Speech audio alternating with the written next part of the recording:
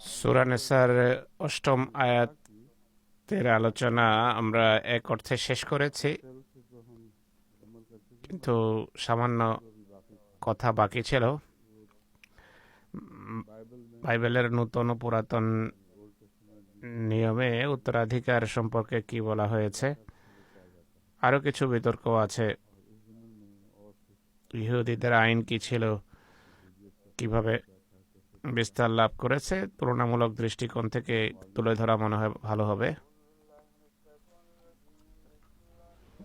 أعوذ بالله من الشيطان الرجيم بسم الله الرحمن الرحيم للرجال نصيب مما ترك الوالدان والأقربون وللنساء نصيب مما ترك الوالدان والأقربون مما قل منه وكثر نصيبا مفروضا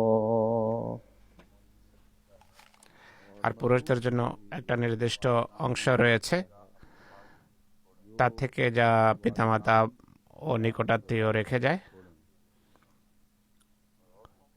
আর নারীদের জন্য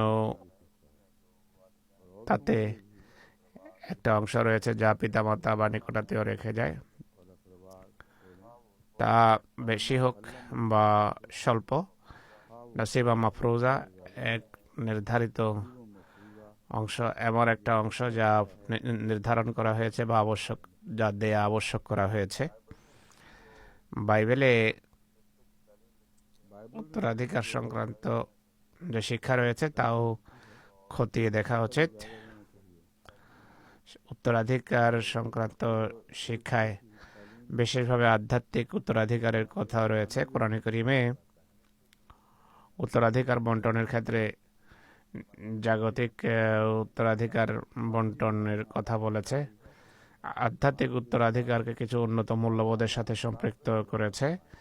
বাইবেলে আধ্যাত্মিক উত্তরাধিকারের কথা এমনভাবে বর্ণিত হয়েছে যা পিতা থেকে পুত্রে সঞ্চালিত হবে, কিন্তু সেক্ষেত্রেও ইনসাফ দেখা যায় না। বরং বাইবেল অনুসারে প্রতারণার মাধ্যমেও উত্তরাধিকার পাওয়া যায়। আর আধ্যাত্মিক উত্তরাধিকারের জন্য ব্যক্তিগত গুণাবলীর প্রয়োজন নেই, অন্য কিছু শর্ত আছে। যেমন প্রথম পুত্র হওয়া উচিত, প্রথম পুত্র না হলে পিতা অন্য কাউকেও দিতে পারে সেই উত্তরাধিকার। তো বাইবেলে এমন একটা ব্যবস্থাপনার কথা রয়েছে যার আধ্যাত্মিক জগতের সাথে আসলে কোনো সম্পর্ক নেই। তাই সত্যিকার অর্থে বাইবেলের শিক্ষা মনে করা উচিত নয় সেটিকে, বরং পরবর্তী যুগের মানবীয় শিক্ষার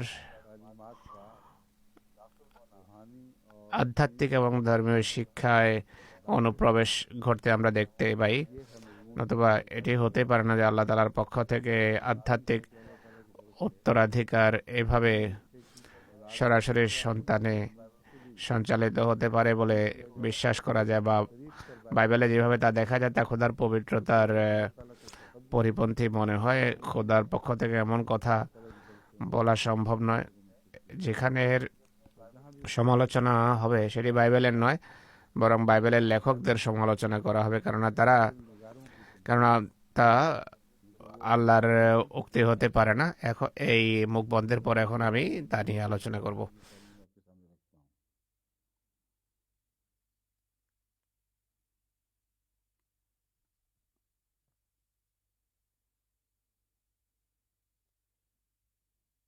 ইহুদিদের উত্তরাধিকার আইন কিছু বাইবেল ভিত্তিক, কিছুটা ইহুদিদের বড় বড় যে আলেম তারা সম্মিলিত হয়ে বিভিন্ন সময়ে এই আইনে পরিবর্তন এনেছে। কিছু সামাজিক প্রথা তাতে অন্তর্ভুক্ত করেছে। বিভিন্ন দেশে প্রচলিত আইনকেও সামনে রেখে তারা এতে কিছু পরিবর্তন এনেছে। এখন যে ইহুদি শরীয়ত রয়েছে তা আলেমদেরই নির্ধারিত, তাতে বাইবেলও অন্তর্ভুক্ত, কিন্তু আলেমদের পরিষদ ইহুদি আলেমরা যখন শক্তিশালী হয়ে ওঠে, তালমুদ এটি থেকেই গঠিত হয়। অধিকাংশ আলেমদের সিদ্ধান্ত পর্যন্তই সীমিত থাকে। তারা এটি দেখে না যে সেই সিদ্ধান্ত বাইবেল ভিত্তিক ছিল কিনা। এখন প্রচলিত আইনটা হলো আসলে তালমুদ, তাতে বাইবেলেরও কিছু রেফারেন্স রয়েছে। তাই প্রধানত এরা বাইবেলে হস্তক্ষেপ করেছে, আল্লাহর কথার সাথে মানবীয় কথাকে অন্তর্ভুক্ত করা হয়েছে। এরপর বাইবেল যা কিছু দিয়েছে পরিবর্তিত আকারে তা ইহুদি জাতিকে দিয়েছে। তাদের আলেমেরা তো একটি নয়, বরং ডবল ভ্রান্তি। কিন্তু অনেক সময় কোনো ভ্রান্তি পূর্বের ভ্রান্তির সংশোধনও করে।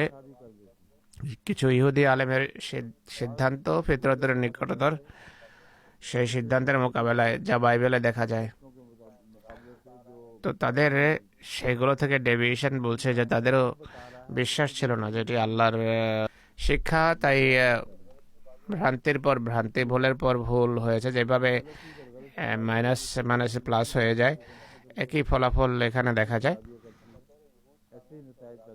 প্রথমে ইহুদিদের উত্তরাধিকার আইন আপনাদের সামনে তুলে ধরি আমি, এরপর বাকি বাইবেলের বরাতে কিছু কথা বলবো।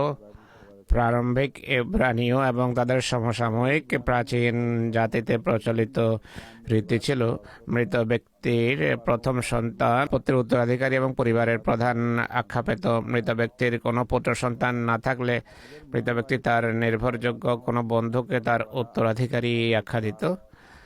আর এই দৃষ্টিকোণ থেকে উত্তরাধিকারীর আত্মীয় হওয়া আবশ্যক ছিল না। এই অংশটা সামনে রাখা আবশ্যক, নতুবা ইহুদি সিস্টেম, ইহুদি ব্যবস্থাপনা এবং কিতাবের শিক্ষা আপনারা বুঝবেন না।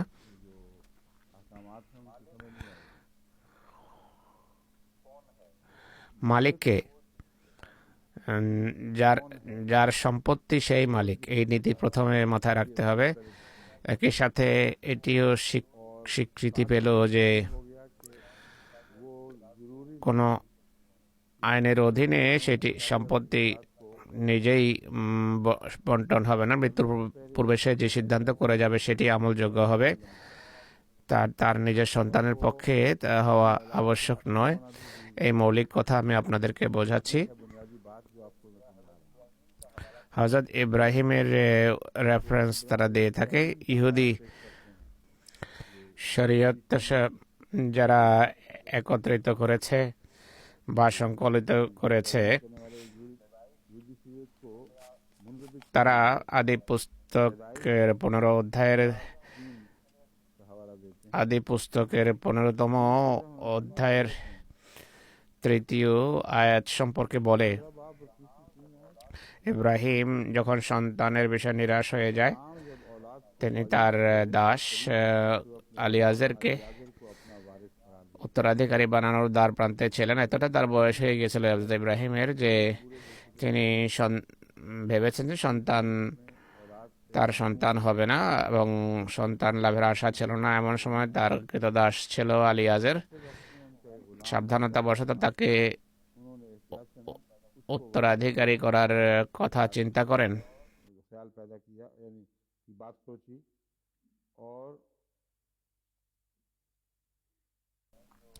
তখন আল্লাহ তাআলা বাইবেলের বর্ণনা অনুসারে ইব্রাহিমকে পথ নির্দেশনা দেন।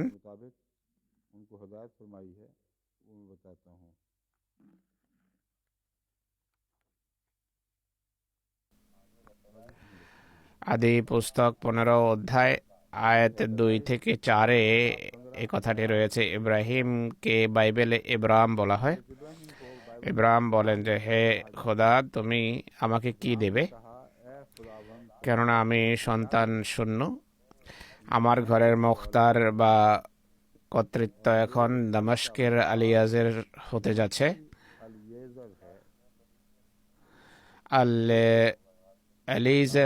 এলিজের বা আলিয়াজের উচ্চারণের কথা বলছেন। তখন ইব্রাহিম বলেন যে, দেখো, তুমি আমাকে কোনো সন্তান দাওনি আল্লাহ, দেখো আমার ঘরের দেখাশোনাকারী আমার উত্তরাধিকারী হবে। তখন আল্লাহ তাআলার বাণী তার প্রতি অবতীর্ণ হয় আল্লাহ তাআলা বলেন যে সে তোমার উত্তরাধিকারী হবে না, বরং সে যে তোমার ঔরস থেকে জন্ম নেবে সেই তোমার উত্তরাধিকারী হবে। তো প্রথম শুভ সংবাদ, সন্তানের ইব্রাহিম এই দোয়ার পর লাভ করেছেন, যা হযরত জাকারিয়ার দোয়ার সাথে কিছুটা সামঞ্জস্য রাখে। বরং বলা হচ্ছে জাকারিয়ার দোয়ার এই দোয়ার সাথে কিছুটা সামঞ্জস্য রয়েছে যে আমি বৃদ্ধ হয়ে গেছে, চুল সাদা হয়ে গেছে, আমার হাড় দুর্বল, বাহ্যত সন্তান সন্ততি শূন্য ভাবে বিদায় নিচ্ছি, কিন্তু তোমার কৃপার বিষয়ে আমি কখনো নিরাশ হইনি। তোমার কাছে দোয়া করে কখনো আমি নিরাশ হইনি, সেই দুর্ভাগ্য আমি দেখিনি। অনেক শক্তিশালী দোয়া ছিল, কিন্তু হযরত ইব্রাহিমের দোয়া এখানে যেভাবে উপস্থাপন করা হয়েছে, ইব্রাহিমের পুরো প্রকৃত মর্যাদা এতে প্রকাশ পায়নি। কোরআন শরীফ এই বিষয়টা অন্যভাবে উপস্থাপন করেছে। হযরত ইব্রাহিম আলাইহিস সালাম যখন শুভ সংবাদ পেয়েছেন সন্তানের, তিনি পুরো বিশ্বাসের কথা ব্যক্ত করেছেন। তার স্ত্রী হযরত সারা সম্পর্কে দেখা যায় যে তিনি কিছুটা চিন্তিত হন, আর নিজের বৃদ্ধ বয়সের এবং বন্ধ্যা হওয়ার কথা উল্লেখ করে তিনি বিস্ময় প্রকাশ করেন। সেই আয়াত সামনে নেই, তাই তুলনা করা সম্ভব নয়। ইমাম হুজুর বলছেন যে আয়াত বের করলে পরে দেখা যাবে। আপাতত এই বাইবেল থেকে যে আয়াত নেওয়া হয়েছে সেইগুলো আমি পড়ছি। 2-3টি আয়াত আছে। হযরত ইব্রাহিম সম্পর্কে রয়েছে যে তোমার ঔরস থেকে জন্ম নেবে সেই তোমার উত্তরাধিকারী হবে। এখানে হযরত সায়রা বা হযরত হাজেরার কোনো পার্থক্য এখানে দেখা যায় না। যদি তখন পর্যন্ত ইসমাইলের জন্ম হয়ে যেত, তাহলে হযরত ইব্রাহিম এই দোয়া করতেই পারতেন না যে আমি আমার দাসকে আমার উত্তরাধিকারী করছি। দাসকে উত্তরাধিকারা বলছে যে তার কোনো পুত্র ছিল না কোনো স্ত্রীর পক্ষ থেকে। সে সম্পর্কে আল্লাহ বলছেন তোমার উত্তরাধিকারী সেই হবে যে তোমার ঔরস থেকে জন্ম নেবে। আর ঔরস থেকে কে জন্মগ্রহণ করেছেন? সর্বপ্রথম হযরত ইসমাইল জন্মগ্রহণ করেছেন, হযরত ইসহাক নয়। কিন্তু বাইবেল একই সাথে এই কথাও বলে যে ইব্রাহিম সবকিছু ইসহাককে দিয়েছেন। নিজের স্ত্রীদের সন্তানদেরকে ইব্রাহিম অনেক নেয়ামত বা পুরস্কার দিয়ে তার জীবদ্দশায় তার পুত্র ইসহাকের কাছ থেকে পূর্ব দিকে অর্থাৎ পূর্বের দেশে পাঠিয়ে দিয়েছেন। এই আয়াত বিষয়ে আরো জটিলতা সৃষ্টি করে, বিষয় বোঝা কঠিন হয়ে ওঠে আয়াতের কারণে। কেননা এতে হযরত ইসমাইলের কোনো উল্লেখই নেই। তার তৃতীয় স্ত্রীর নাম ছিল কতুরা। রেবকা মনে হয় ইসহাকের স্ত্রীর নাম ছিল, যার গর্ভে ইসু এবং ইসহাক যমজ জন্মগ্রহণ করেন। হযরত ইব্রাহিমের অন্য স্ত্রী কতুরার কথা বলা হচ্ছে। তার সম্পর্কে বাইবেলে আছে যে স্ত্রী হিসাবে তিনি এসেছেন, তিনি দাসী ছিলেন না। তাই দাসী সংক্রান্ত যে বিতর্ক তারা উঠিয়েছে যে দাসীর পুত্র উত্তরাধিকারী হতে পারে কিনা, স্ত্রীর মোকাবেলায় দাসীর অবস্থান কি হবে, ইসলামের শত্রুতায় আসলে এই কথাগুলো তারা উঠিয়েছে। বা এর পূর্বে ইসমাইলের শত্রুতায় হযরত ইসহাককে প্রাধান্য দেওয়ার জন্য তারা এমন প্রশ্নের অবতারণা করেছে। নতুবা বাইবেলে এমন অনেক আয়াত রয়েছে যাতে স্পষ্টভাবে এই পার্থক্যের অনুমতি দেখা যায় না। আর দাসীর পেট থেকে জন্মগ্রহণ করলে উত্তরাধিকারী হবে না, এগুলো সব মানুষের বানানো, কেননা বাইবেলে কোথাও এর উল্লেখ নেই। হযরত সারা অবশ্য ইব্রাহিমের সামনে এই কথা রেখেছিলেন যে উত্তরাধিকারী হবে না, বরং আমার পুত্র উত্তরাধিকারী হবে। তখন আল্লাহ তাআলা হযরত ইব্রাহিমের মনতুষ্টির ব্যবস্থা করেছেন এবং বলেন যে এর কথায় মন খারাপ করবে না। এই কথা বলেন যে এটি আমার নির্দেশ, তাই তার কথা মানবে না, বরং বলেছেন তার কথায় মন খারাপ করবে না। মহিলারা এমন কথা বলেই থাকে, এটিকে শরীয়ত আখ্যা দেয়ার শরীয়তের সাথে দূরতম কোনো সম্পর্ক নেই বা কোনো বৈধতা নেই। এটি সামনে एक और ये मौका आएगा आगे तो मैं অন্য বরাতেও আমি প্রমাণ করব जिसकी যে আল্লাহর দৃষ্টিতে साबित करूंगा कि खुदा ताला ইব্রাহিম ইব্রাহিমের ঔরস থেকে ইসমাইলের জন্ম হয়েছে, আর তিনি इस्माइल भी প্রথম সন্তান ছিলেন। वही ইসহাক পরে জন্মগ্রহণ করেছেন। पहला था और इसहाक बाद में आए।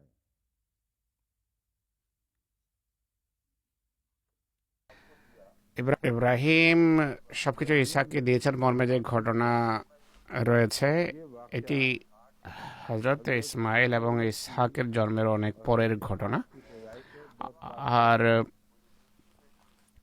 और उस वक्त তার দ্বিতীয় স্ত্রীর दूसरी बेगम थी গর্ভে অনেক সন্তান হয়েছে, যার পুরো তালিকা বাইবেলে আছে। সেই সন্তানদেরকে उन बच्चों को এবং তাদের মাকে बहुत कुछ देकर অনেক কিছু দিয়ে দিয়েছেন। হজরত ইসমাইল এতে शामिल नहीं होते কোনো অংশ পান না, কেননা তাকে এক তৃণলতাহীন মরু প্রান্তরে এক ঘোড়া পানি দিয়ে রেখে এসেছিল। ইসমাইল তখন অনেক ছোট ছিল। এই কথা বলা যায় ইসমাইলও এই আয়াতের অধীনে আসবেন, এটি ভুল কথা। হজরত ইসমাইলকে আল্লাহর হাতে ছেড়ে এসেছেন। জাগতিক ধন সম্পদের উত্তরাধিকার তাকে দেননি, স্ত্রীর কথা মেনেছেন।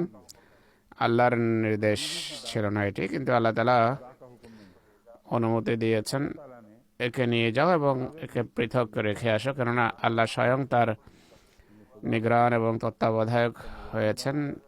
হযরত ইব্রাহিমকে অনুমতি দিয়েছেন সারার ইচ্ছা অনুসারে কাজ করার, কিন্তু সেটি শরীয়ত নয়। এক নারীর ইচ্ছাকে আল্লাহর অনুমতি সাপেক্ষে সাময়িকভাবে অবলম্বন করা হয়েছে। वक्ती तौर पर इख्तियार किया गया है।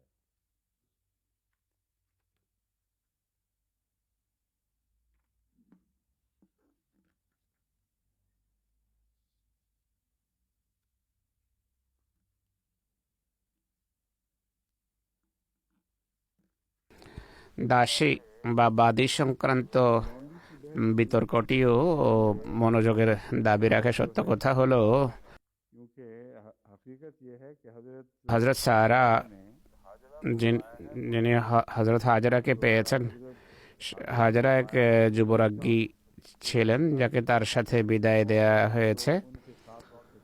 তিনি ক্রীত কোনো বা ক্রয় করা কোনো বাদী বা দাসী ছিলেন না। হজরত সারা স্বয়ং হজরত ইব্রাহিমকে সানন্দে স্বেচ্ছায় অনুমতি দিয়েছেন যে তাকে বিয়ে করুন যেন সন্তান হয়।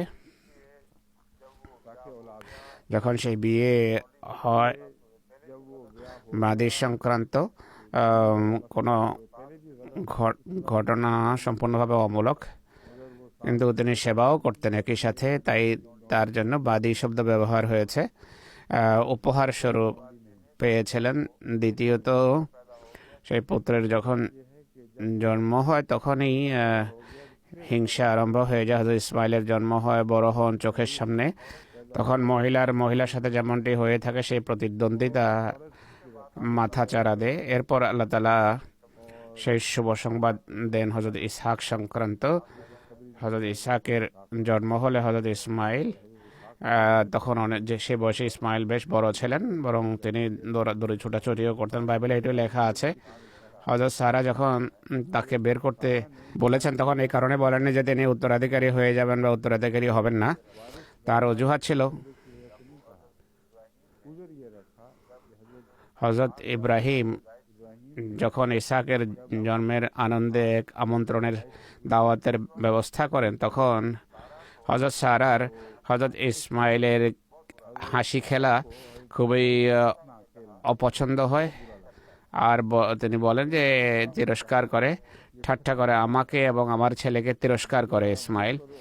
এতটা তখন তার বয়স হয়েছিল যে ঠাট্টা বা তিরস্কার করার বয়সে উপনীত ছিলেন। তখন তিনি বলেন যে এখন আমার জন্য অসহনীয় ছেলে হওয়ার পর তার প্রতিদ্বন্দ্বিতার চেতনা মাথা চারা দেয়, বলেন তাকে পৃথক করে দাও। উত্তরাধিকার থেকে বঞ্চিত করার যতটুকু সম্পর্ক আছে, শরীয়তের যতটুকু সম্পর্ক আছে, যার অধীনে হযরত ইব্রাহিম ছিলেন, পরবর্তী রেফারেন্স আমি আপনাদের সামনে রাখবো, তা থেকে নিশ্চিতভাবে প্রমাণিত হয় যে মিথ্যা কাহিনী এগুলো সত্যিকার অর্থে বাইবেলের দৃষ্টিকোণ থেকে এটি গ্রহণযোগ্য ছিল না। আর আল্লাহ তাআলা ইব্রাহিমকে এমন শিক্ষাও দেননি। হযরত হাজেরার কাছে যে ফেরেশতা আসে সেটি কোথায়? হুজুর জিজ্ঞেস করেন। হুজুর বলছেন যে আমি এই কথা বলছি না যে ফেরেশতা কোথায়, রেফারেন্সটি কোথায়?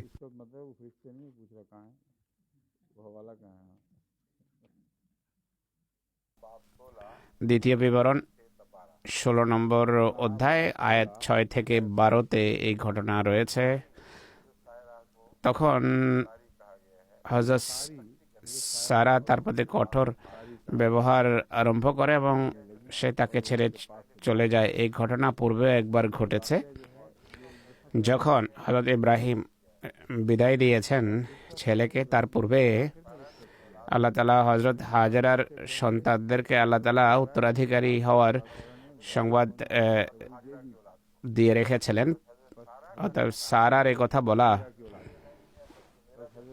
এটি নয়, বরং আমার ছেলে হবে, আল্লাহর কথার মোকাবেলায় এর কোনো গুরুত্বই ছিল না। ঘটনাবলী ঐতিহাসিক ধারাবাহিকতা বজায় রেখে যদি দেখে এই বিষয়ের উপর চিন্তা করেন তাহলে বোঝা যাবে। তখন সারা কঠোর ব্যবহার আরম্ভ করে, তখন তিনি চলে যান।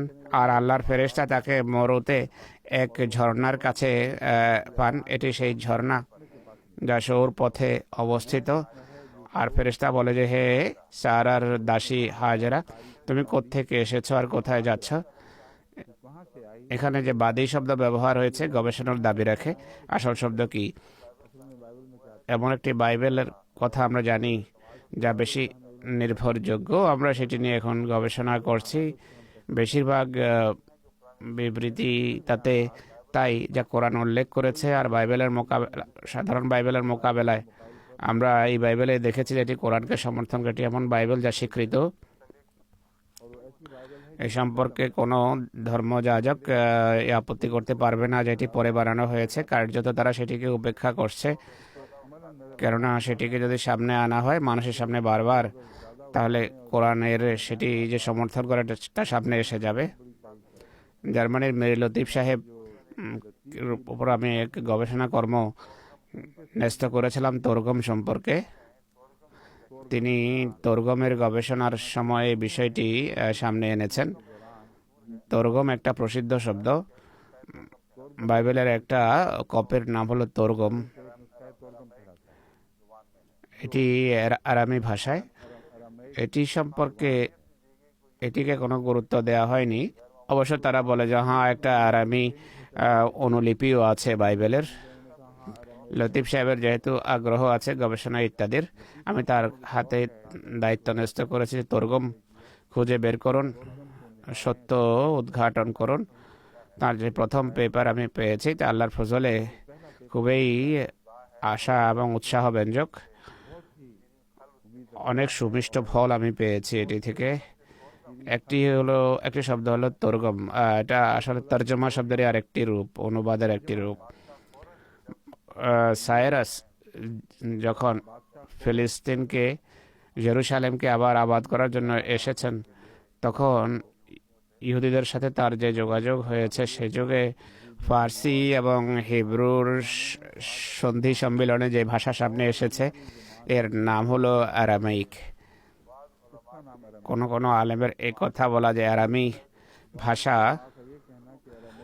শুধু হিব্রুর কথ্য রূপ, এটি ভুল কথা। যে বাইবেল তখন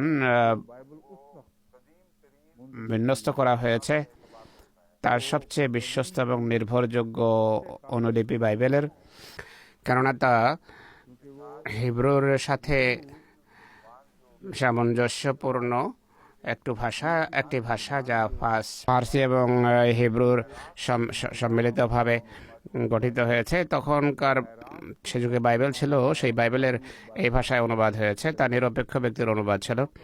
ইহুদি আলেমেরা সেসব অনুবাদকের বিরুদ্ধে সামান্য আপত্তিও করতে পারেন এবং করেও না। তরগম এর ফার্সি রূপ হলো তর্জমা। फारसी लफ्ज़ तर्जुमा है। इसमें আমরা যতটা তুলনা করতে পেরেছি এখন পর্যন্ত, जहाँ भी कुरान বর্তমান বাইবেল যেখানে কোরআনের সাথে মতভেদ রাখে, তরগমে কোরআনের সমর্থন পাওয়া গেছে, যা থেকে বোঝা যায় যে তথ্যের অনেক বড় একটি ভান্ডার। ভবিষ্যতে অনেক সমস্যার সমাধান হবে এর মাধ্যমে। সেখানে যে শব্দ রয়েছে তাও দেখতে হবে যে বাদী শব্দ ব্যবহার হয়েছে নাকি অন্য কোনো শব্দ ব্যবহার হয়েছে। হতে পারে কনিজ শব্দ ব্যবহার হয়েছে, দাসী সম্পর্কে ও বাদী সম্পর্কে ব্যবহার হয়। এই বিষয়গুলো গবেষণার দাবি রাখে। কথা প্রসঙ্গে এখন এগুলো বললাম। যাই হোক, হাজরা সংক্রান্ত কথা হলো, ফেরেশতা বলল যে হে সারার দাসী কোত্থেকে এসেছো আর কোথায় যাচ্ছ? সে বলে আমি সারার কাছ থেকে পালিয়ে এসেছি। আল্লাহর ফেরেশতা তাকে বলে তুমি তোমার বিবির কাছে অর্থাৎ সারার কাছে ফিরে যাও এবং তাকে তোমার করতলগত করো। আল্লাহ তাআলার ফেরেশতা তাকে বলে যে আমি তোমার সন্তানকে সংখ্যায় অনেক বৃদ্ধি করব, তাদের সংখ্যা এত বেশি হবে যে গুণে শেষ করা যাবে না। আল্লাহর ফেরেশতা তাকে বলে তুমি অন্তঃসত্ত্বা, তোমার পুত্র হবে, তার নাম ইসমাইল রেখো, কেননা আল্লাহ তাআলা তোমার দুঃখের কথা শুনেছেন। वो कोरगर की तरह गोरे खर की तरह आज़ाद मर्द होगा। সে তার সব ভাইয়ের সামনে উন্নতি করবে।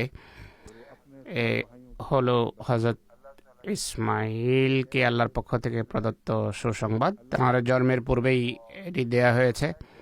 মনে হয় হযরত হাজরা সেই সব দুঃখ কষ্ট যা সারার পক্ষ থেকে পেয়েছেন তার মন ভেঙে যায়। তিনি পূর্বেই সেখান থেকে চলে যান।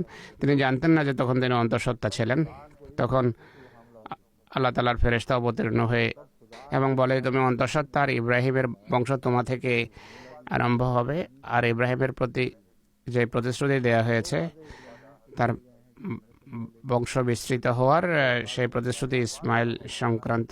অন্য উদ্ধৃতিতে যে বলা হয়েছে যে সারা বলে দাসী তার দাসীর সন্তান উত্তরাধিকারী হতে পারে না, এই রেফারেন্সের মোকাবেলায় সেটি কোনো গুরুত্ব রাখে না। এটি আল্লাহর বাণী।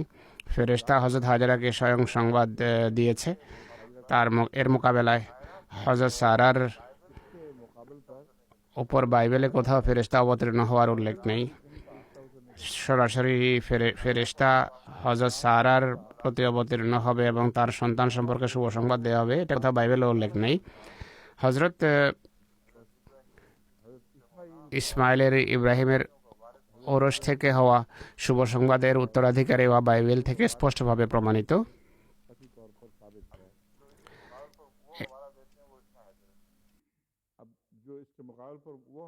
এর বিপরীতে তারা যে উদ্ধৃতির কথা বলে তা হলো ইব্রাহিম যখন ইসহাককে দুধ ছাড়িয়েছেন তখনকার ঘটনা।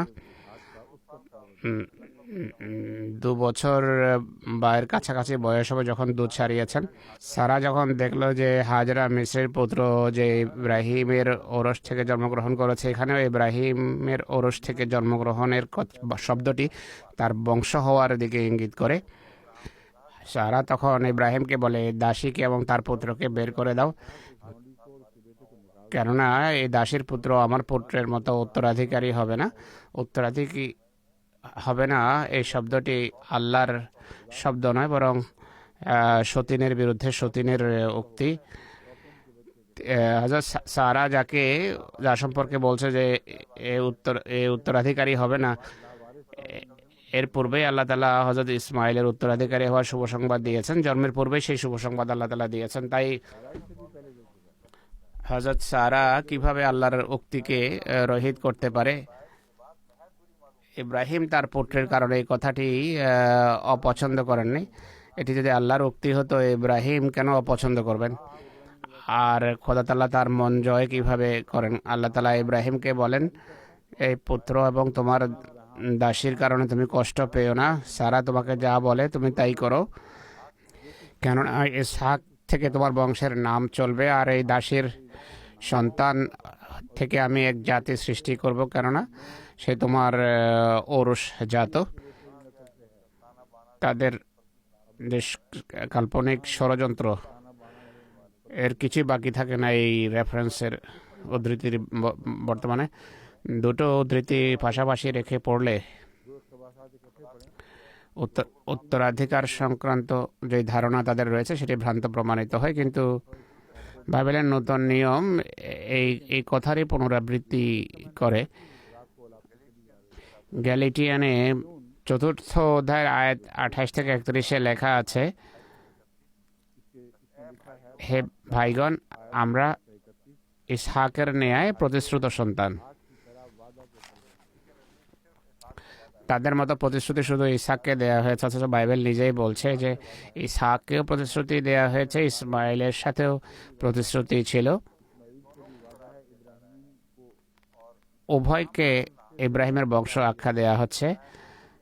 নাম চলার কথা ইসহাকের ক্ষেত্রে বলা হলো, ইসমাইলকে বরকত থেকে বঞ্চিত আখ্যা দেওয়া হয়নি, বরং বরকত এবং কল্যাণের উত্তরাধিকারী আখ্যা দেওয়া হয়েছে। নাম চলার অর্থ হলো দীর্ঘকাল ইসহাকের আওলাদ, সে ধারা অব্যাহত থাকবে। অন্যত্র দেখা যায় যে ইব্রাহিমের নামের যে নিরাপত্তা ইসমাইলের বংশের সাথে সম্পর্কযুক্ত হবে। আর দরুদ শরীফে ইব্রাহিমের নাম আসলে এই প্রতিশ্রুতি অনুসারেই অন্তর্ভুক্ত হয়েছে। বিষয়টি যেহেতু অন্যদিকে গড়াবে, তাই আমি আর সেদিকে যাচ্ছি না, এখন বাইবেলের আয়াতের দিকে ফিরে আসছি। গ্যালাটিয়ানে আছে যে আমরা ইসহাকের ন্যায় প্রতিশ্রুত সন্তান। যেভাবে তখন দৈহিক সন্তান আধ্যাত্মিক সন্তানকে কষ্ট দিত, এমনটি আজও হচ্ছে। হুজুর বলছেন যে এটিও বড় রহস্যজনক একটি কথা। বাধ্যতা নিজেদের স্বার্থ সংশ্লিষ্ট কথা বলছে, কিন্তু মুখ থেকে সত্য বেরিয়ে গেছে।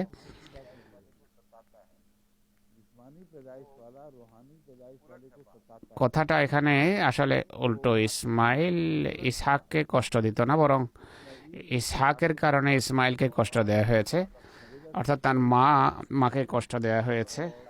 কিন্তু পবিত্র গ্রন্থ কি বলে? তা বলে যে দাসী এবং তার পুত্রকে বের করে দাও, কারণ দাসীর পুত্র স্বাধীন নারীর পুত্রের সাথে উত্তরাধিকারী হতে পারে না। এখানে পবিত্র পুস্তকের কথা নয়, সারার উক্তি এটি।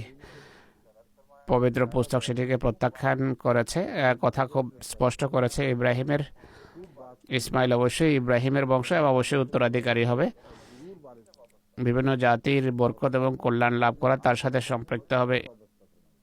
তাৎক্ষণিক ইব্রাহিমের নাম চলার কথা যেহেতু ইসহাক থেকে, তাই ইসহাকের কথা প্রথমে বলা হয়েছে। হে ভাইগণ, আমরা দাসীর পুত্র নয়, বরং স্বাধীন নারীর সন্তান। এভাবে হযরত ইসমাইলকে গুরুত্বহীন, ইনসিগনিফিকেন্ট করে পৃথক করে দেওয়া হয়েছে। এখানে আরও এটি লেখা আছে বাইবেলে যে মসিহ আমাদেরকে স্বাধীন থাকার জন্য স্বাধীনতা দিয়েছেন, স্বাধীন থাকার জন্য স্বাধীন করেছেন। যিনি স্বাধীন, তাকে কিভাবে স্বাধীন করলেন? আবার এটি এমনই একটি বিষয় যেভাবে কেউ বলে যে আমার ঘোড়ায় গদি বিছিয়ে দাও।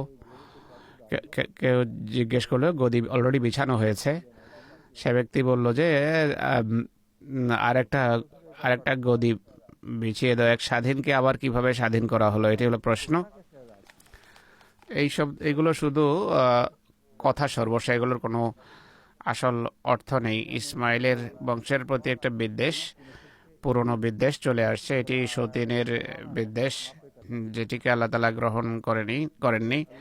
ইব্রাহিমের আল্লাহ তাআলা মন জয় করেছেন আর প্রতিশ্রুতি দিয়েছেন যে পুত্রের বংশ থেকে আমি তোমাকে বরকতময় প্রজন্ম জেনারেশন দান করব।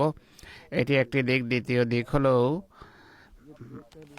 বাইবেলের শিক্ষা যা এখন আমাদের সামনে আছে উত্তরাধিকার সংক্রান্ত। এটি অদ্ভুত একটা শিক্ষা।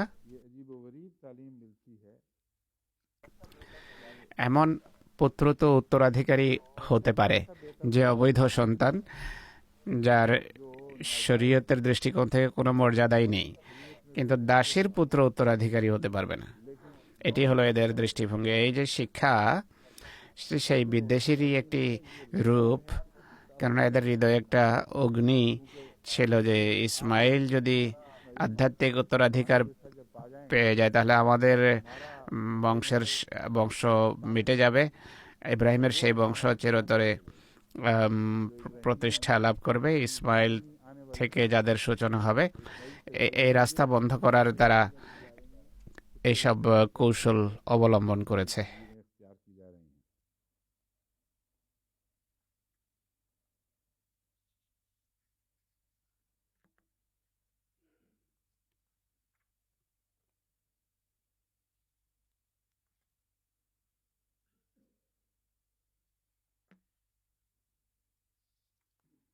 वो कहाँ गई वो उनकी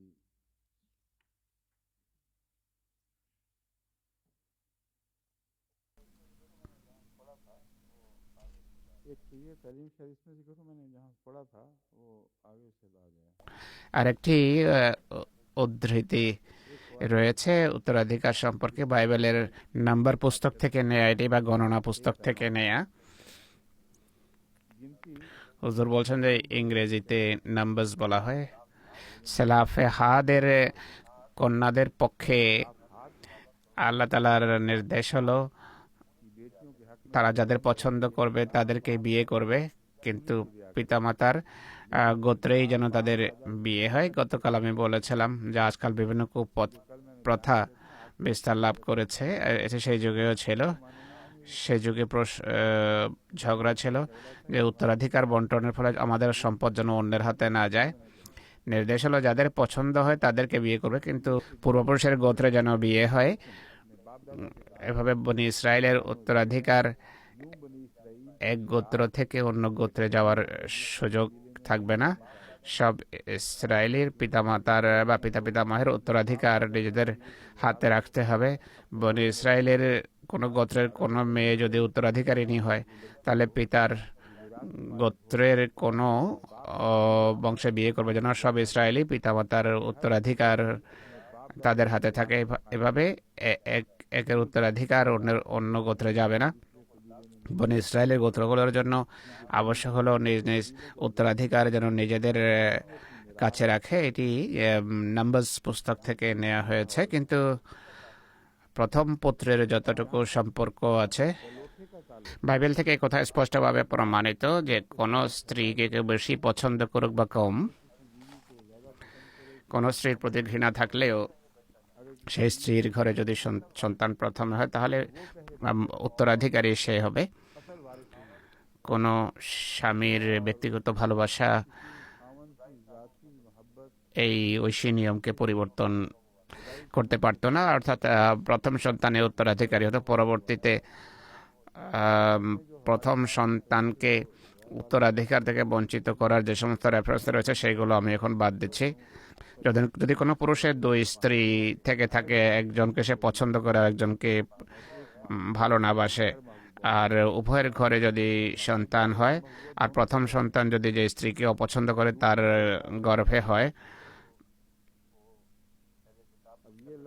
আহলে কিতাব এখানে ধরা পড়ে এই শব্দের মাধ্যমে। প্রথম পুত্র কাকে বলে? হযরত ইসমাইলকে বলে নাকি হযরত ইসহাককে? তারা বলে যে ইসহাক হলো প্রথম পুত্র। ইসহাককে প্রথমে জন্মগ্রহণ করেছে। ইসহাকের মাকে কি হযরত ইব্রাহিম পছন্দ করতেন না, নাকি যাকে পছন্দ করতেন তার ঘরে হয়েছে না পরে হয়েছে? তাদের মতে যাকে তিনি পছন্দ করতেন তার সন্তান পরে হয়েছে, আর যিনি তার পছন্দ ছিলেন না তাদের মতে হযরত হাজেরা, তার সন্তান পরে হয়েছে। তো সে যখন নিজের সন্তানদেরকে সম্পত্তির উত্তরাধিকারী করে, তখন তার পছন্দনীয় স্ত্রী সন্তানকে অপছন্দনীয় স্ত্রী সন্তানের উপর প্রাধান্য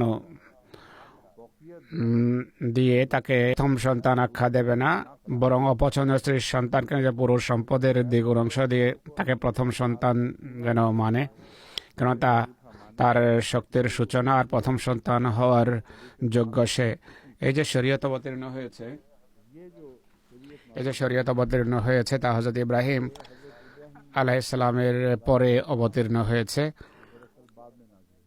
এই বিষয়টি যদি বুঝেন শরীয়তের দৃষ্টিকোণ থেকে, যা পরে অবতীর্ণ হয়েছে, কারো নিজের প্রথম সন্তানকে উত্তরাধিকার থেকে বঞ্চিত করার অধিকার নেই। অর্থাৎ সম্পদ বন্টনের সময় তাকে দ্বিগুণ দেয়া হয়ে থাকে, আর যে প্রথম সন্তান নয় তাকে এক হিস্সা দেয়া হবে, বা যারা প্রথম সন্তান নয় তাদেরকে অর্ধেক দেওয়া হবে।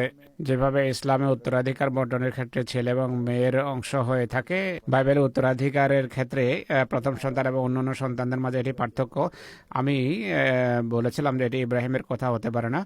ইতিপূর্বে আমি যা বলেছিলাম তাদের মুখ বন্ধ করার উদ্দেশ্যে বলেছিলাম। সত্যিকার অর্থে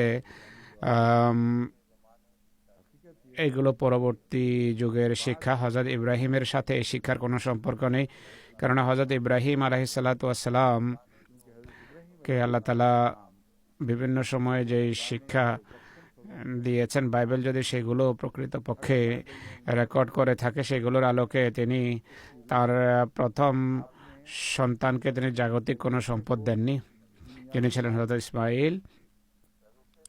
তিনি প্রথম সন্তান ছিলেন। আল্লাহ তালা বলেন যে তোমার ঔরস থেকে জন্মগ্রহণ করেছে, তাই তোমার প্রথম সন্তান। বাইবেলও স্বীকার করেছে প্রথমে তার জন্ম হয়েছে, কিন্তু তাকে প্রথম সন্তান মানে না। এটি হঠকারিতা, কোনো যুক্তি নেই। এই শরীয়ত যদি ইব্রাহিমের ক্ষেত্রে প্রযোজ্য হতো, তাহলে হজরত সারা পছন্দ করতো কি করতো না ভিন্ন কথা। হজরত ইসমাইলকে অবশ্যই নিজের সম্পত্তির 2 ভাগ দিতেন, কিন্তু তা হয়নি। হজরত ইসহাকের অন্যান্য স্ত্রীর সন্তানদের সাথে তুলনার যতটুকু সম্পর্ক আছে, কতুরার সন্তানদেরও তিনি কার্যত কোনো উত্তরাধিকার দেননি। জীবদ্দশায় কিছু দিয়ে তাদেরকে বিদায় দিয়েছেন। তারা পূর্বে কোনো দেশে গিয়ে বসতি স্থাপন করেছে। আর হজরত ইসহাকের যতটুকু সম্পর্ক আছে, তিনি একাই থেকে যান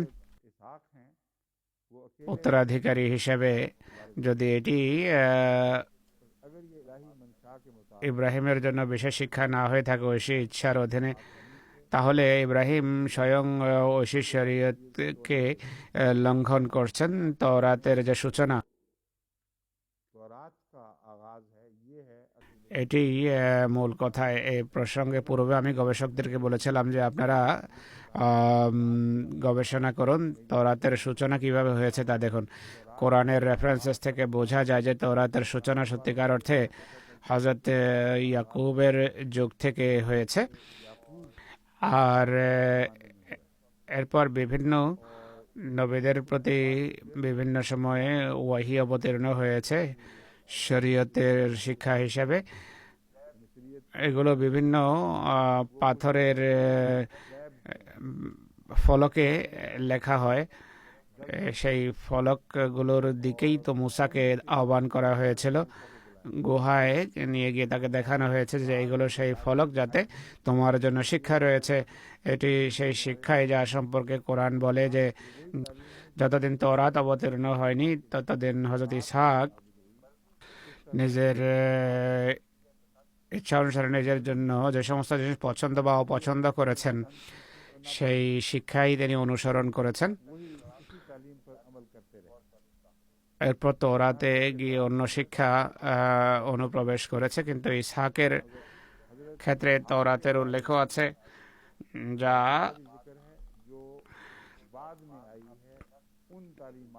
যা পরবর্তীতে এসেছে। সেই সমস্ত শিক্ষার অনুসারে এসেছে, যা তার প্রকৃতির সহজাত দাবি অনুসারে ছিল। একই শরীয়ত চলছে হযরত ইয়াকুবের বংশে, হযরত ইয়াকুবের যুগে। এরপর তওরাত অবতীর্ণ হয়, আর তাতে কিছু পরিবর্তন আসে। কোরআন বলে যতদিন তওরাতের শিক্ষা নাযিল হয়নি, সেটি তাদের জন্য ঐশী শরীয়ত ছিল। এটি তো হতে পারে না যে সেই ঘটনার পর থেকে আরম্ভ করে মূসার যুগ পর্যন্ত পুরো শূন্যতা বিরাজ করবে। হযরত ইয়াকুবের বারাতে নতুবা আল্লাহ তাআলা তওরাতের কথা বলতেন না। মূসাকে যে ফলক দেয়া হয়েছে, সেই ফলকগুলো কোত্থেকে আসলো, সেগুলো কি ছিল, সেগুলোর মর্যাদা কি ছিল, মূসাকে তওরাত দেওয়ার কথা কেন বলা হয় না, এই বিষয়গুলো একসাথে রেখে পড়লে যেই স্পষ্ট ইতিহাস সামনে আসে, তা হলো তওরাত একটা ব্যাপক যুগের সাথে সম্পর্কযুক্ত ঐশী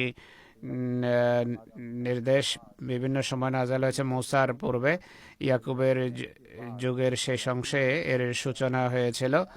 আর বিভিন্ন নবীর প্রতি তওরাত অবতীর্ণ হয়, আর সেগুলোকে সমবেত করা হয়েছে। আর আসল তওরাত আল্লাহ তাআলা ফলকে বা পাথরে খোদিত করেন, আর মূসার হাতে তার একটি অংশ দেন।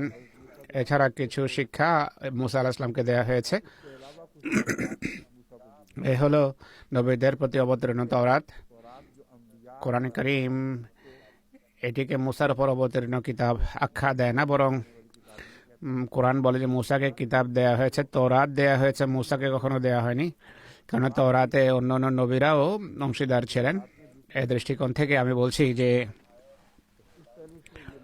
বাইবেলের এই আয়াতগুলো যদিও ইব্রাহিমের আমল বা কর্মের সাথে সাংঘর্ষিক, এমন মনে হয় যেন হযরত ইব্রাহিম স্বয়ং আল্লাহর শিক্ষা অনুসরণ করে না, কিন্তু এটি ভুল কথা। এই শিক্ষাগুলো পরবর্তী যুগের ইব্রাহিম আলাইহিস সালামকে ধীরে ধীরে সেই শিক্ষা দেওয়া হয়েছে যা তার সত্তার সাথে সম্পর্কযুক্ত ছিল। নবীদেরকে উম্মতের জন্য প্রদত্ত শিক্ষার বাইরে কিছু শিক্ষা দেয়া যেতে পারে, যেভাবে ইব্রাহিমের প্রতি হয়েছে একইভাবে মহানবীর ক্ষেত্রেও ঘটেছে। এই দৃষ্টিকোণ থেকে আহলে কিতাবের মহানবী সাল্লাল্লাহু আলাইহি ওয়াসাল্লামের উপর সেই ব্যতিক্রমধর্মী আয়াতগুলো নিয়ে আপত্তি করার কোনো অধিকার নেই। যে নবীর প্রতি শরীয়ত অবতীর্ণ হয় বা যিনি কারো কোনো উম্মতের পিতা হয়ে থাকেন, তার বিশেষ পরিস্থিতিতে, বিশেষ সার্কামস্টান্সেসে এমন শিক্ষা অবতীর্ণ হতে পারে যা সাধারণ মানুষের জন্য প্রদত্ত স্থায়ী শিক্ষা থেকে একটু ভিন্ন। ইব্রাহিম আলাইহিস সালামকে দেখুন, বাইবেলের শিক্ষা থেকে ভিন্ন শিক্ষা তিনি পেয়েছেন, এই জন্যই তো ভিন্নভাবে এগুলোর উপর আমল করেছেন।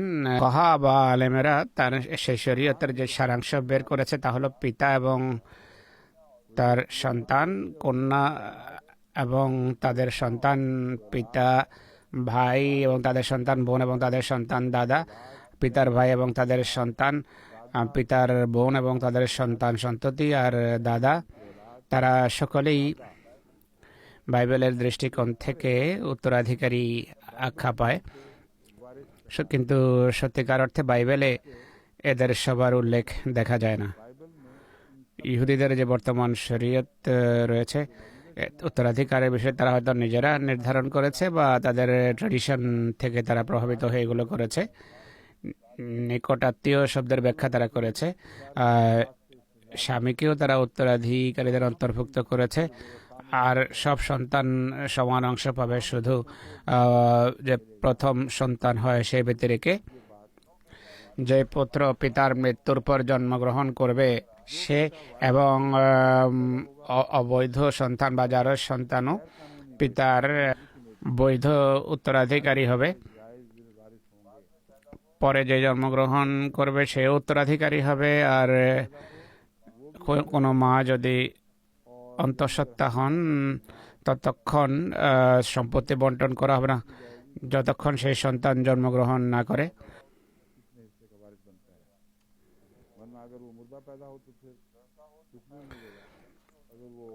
ছেলে মেয়ে উভয়ই সমান উত্তরাধিকার পায়, প্রথম সন্তান ছাড়া বাকি সবাই সমান অধিকার পায়।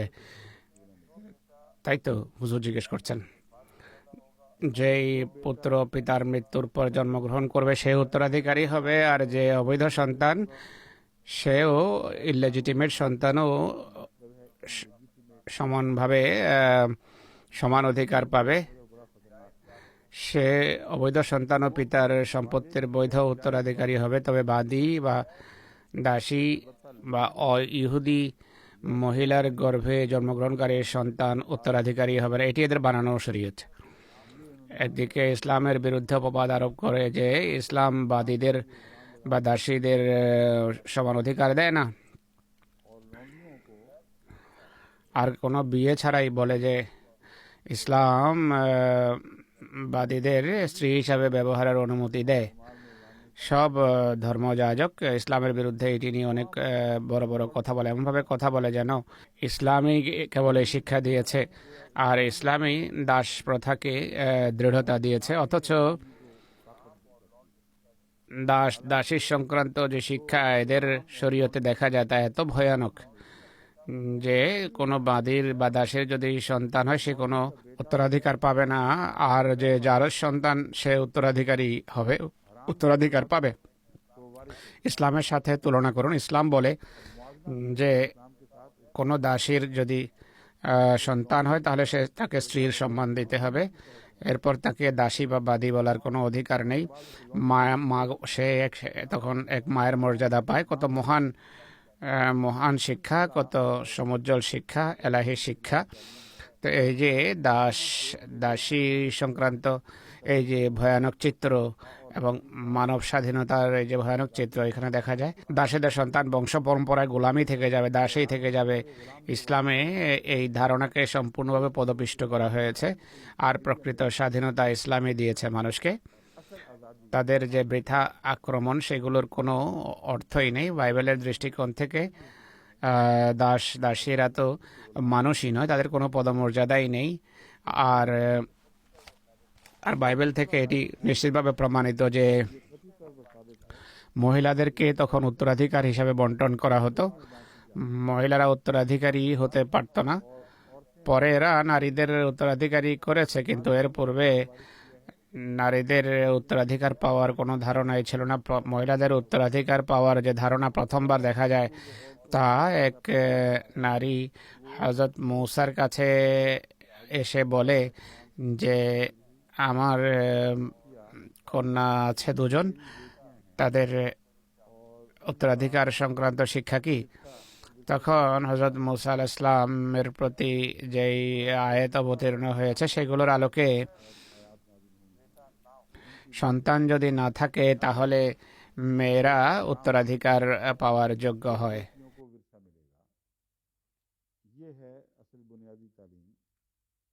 এটি হলো মূল শিক্ষা।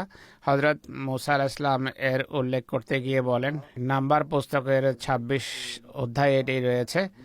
সালাফে হাতের কন্যারা ঠিকই বলতো, অর্থাৎ মায়েরা নয় বরং মেয়েরাও অভিযোগ করে থাকবে তাদের পিতার ভাইদের সাথে এদেরকে অবশ্যই উত্তরাধিকার দিতে হবে, অর্থাৎ তারা যেন তাদের পিতার উত্তরাধিকার পায়। মেয়েরা বনী ইসরাইলকে বলো যে কোনো ব্যক্তি মারা যাওয়ার পর তার যদি কোনো পুত্র সন্তান না থাকে তাহলে তার উত্তরাধিকার তার মেয়েরা পাবে, শর্ত সাপেক্ষ। যদি কন্যা না থাকে, যদি পুত্র না থাকে তাহলে মেয়েরা উত্তরাধিকারী হবে। তাই পরবর্তীতে তালমুদ যদি এই শিক্ষাকে পরিবর্তন করে তাহলে পরিবর্তনের কোনো বৈধতা ছিল না, তাদের কাছে কোনো সনদ নেই। ইসলাম ছেলেকে দ্বিগুণ আর মহিলাকে যে এক অংশ দেয় এটি নিয়ে তারা আপত্তি করে, কিন্তু নিজেদের শিক্ষার দিকে তাকায় না। যে ছেলে যদি জন্মগ্রহণ করে কারো ঘরে তাহলে মেয়েরা বিলাপ করা ছাড়া কিছুই বাকি থাকবে না। তাদের যে কি এক সমস্যা, এক এক পয়সার জন্য তারা মুখাপেক্ষী হবে, তাদেরকে বঞ্চিত করা হয়। তাই ইসলামী শিক্ষার সাথে বাইবেলের শিক্ষার তুলনা যদি করেন দেখবেন যে কোনো তুলনাই করা যায় না। কিন্তু আমি আবার সাবধান করছি আপনাদেরকে যে স্মরণ রাখবেন যে হয়তো ইহুদি লিপিকারদের কারণে এই সমস্ত পরিবর্তন এসেছে, বা যুগের সমসাময়িক যুগের যে পরিস্থিতি তা হলো এক অন্ধকারাচ্ছন্ন যুগ থেকে ধীরে ধীরে আল্লাহ তাআলা আলোর দিকে মানুষকে নিয়ে যান। তাই শিক্ষাতে তাৎক্ষণিকভাবে পরিবর্তন আনা যায় না। এটি একটি বিষয় যা বোঝা আবশ্যক। কোরআনে কারীমও এমন শিক্ষা অবতীর্ণ করেছে যেগুলোর মাধ্যমে ধীরে ধীরে তরবিয়ত হয়েছে আর ধীরে ধীরে আলো থেকে অন্ধকারের দিকে মানুষকে নিয়ে যাওয়া হয়েছে। এই কারণেই দাস এবং দাসীদের বা দাস প্রথাকে ইসলাম তাৎক্ষণিকভাবে অবৈধ আখ্যা দেয়নি বা রহিত করেনি, বরং কিছু সময় লেগেছে। অবৈধ আখ্যা দেওয়ার এমন পন্থা অবলম্বন করেছে যে মুসলমান যদি কোরআন শিক্ষার উপর আমল করত তাহলে দাসী সংক্রান্ত কোনো কথাই থাকতো না, সম্পূর্ণভাবে মিটে যেত। সেই ধারণা বড় প্রজ্ঞার সাথে একমতের সাথে মিটিয়েছে, নতুবা যেই সিস্টেম দীর্ঘদিন থেকে চলে আসছিল সেটিকে তাৎক্ষণিকভাবে মিটিয়ে যদি দেয়া হতো তাহলে অর্থনীতির উপর এর অনেক ক্ষতিকর প্রভাব পড়তো। এর পরিবর্তে ক্রমধারায় ক্রমান্বয়ে এটিকে অবলুপ্ত করেছে। এই দিক থেকে বাইবেলের কোনো কোনো শিক্ষা বাহ্যত ফিতরত বা প্রকৃতি পরিপন্থী মনে হয়, আর বোঝা যায় যে এটি একটি ত্রুটিপূর্ণ শিক্ষা। আবশ্যক নয় যে কৃত্রিমভাবে তা পরে শিক্ষায় ঢুকানো হয়ে থাকবে, বরং হতে পারে সমাজ ধীরে ধীরে বিবর্তিত হয়েছে আর একদিনেই সভ্যতা পৃথিবীকে আলো দিতে পারতো না, তাই ধীরে ধীরে পরিবর্তন এসেছে। অন্ধকার থেকে বের করার জন্য মানব প্রকৃতিকে সামনে রেখে ধীরে ধীরে কাজ করা হয়। তাই আমি মনে করি উত্তরাধিকার সংক্রান্ত শিক্ষা সম্পর্কে বাইবেলের উপর আপত্তি করা উচিত নয়, কেননা এটি একটি এক্সট্রিম রূপ যার শেষের দিকে ইসলাম এসেছে, আর ইসলামেও সেই সেই ক্রমধারা ক্রমবিবর্তন আমরা স্পষ্টভাবে দেখতে পাই। সেখানে যদি আমরা আপত্তি করি তাহলে ইসলামও কোনো কোনো ক্ষেত্রে আপত্তির লক্ষ্যে পরিণত হবে, ইসলামের উপর আপত্তি বর্তাতে পারে। আসলে এগুলো ঐশী প্রজ্ঞা অনুসারে হয়েছে, শরীয়ত এইভাবে অবতীর্ণ হয়েছে। ট্র্যাডিশনস বা রীতিনীতি ঐতিহ্যকে তাৎক্ষণিকভাবে বিলুপ্ত ঘোষণা করেনি, ধীরে ধীরে মানুষকে স্বাধীনতার দিকে নিয়ে যাওয়া হয়েছে।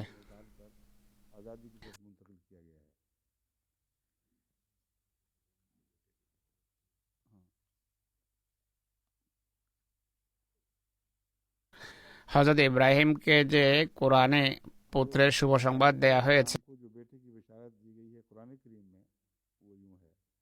তা হলো ওয়ামরাতুহু কায়েমাতুন ফাদাহিকাত ফাবাশশারনাহা বিইসহাক ওয়া মিন ওয়ারাই ইসহাক ইয়াকুব ক্বালাত ইয়া ওয়াইলাতা আলিদু ওয়া আনা আজুজুন ওয়া হাযা বা'লি শাইখা ইন হাযা লাশাইউন আজীব ক্বালু আতা'জাবিনা মিন আমরিল্লাহ রাহমাতুল্লাহি ওয়া বারাকাতুহু আলাইকুম আহলাল বাইত ইন্নাহু হামিদুম মাজিদ।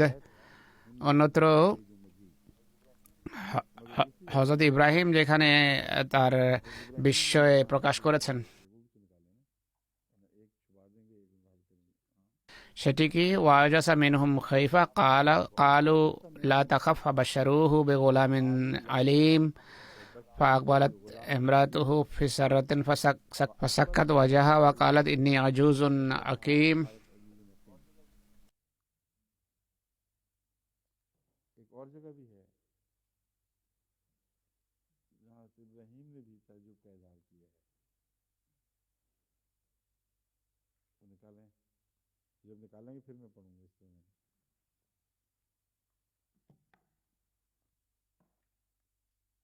এটি হলো এই আয়াতের বরাতে বনি ইসরায়েলকে প্রদত্ত শিক্ষার নিয়ে আমরা আলোচনা করলাম। এখন আমি পরবর্তী আয়াতে যাব। সেই ক্ষেত্রে এমন কিছু কথা আছে যা পূর্বের আয়াতের সাথে সম্পর্কযুক্ত, আর সেগুলো আমি আলোচনার সময় আপনাদের সামনে তুলে ধরব।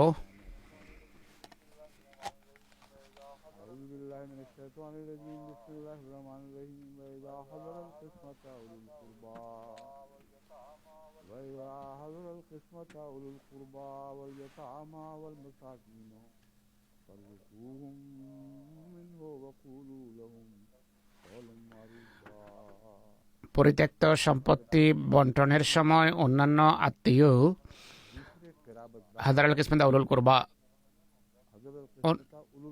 অন্যান্য শব্দ মুসলিমত ব্র্যাকেটে রেখেছেন, এটি ব্র্যাকেটের বাইরে নয়, এটি ব্যাখ্যাসূচক অনুবাদ।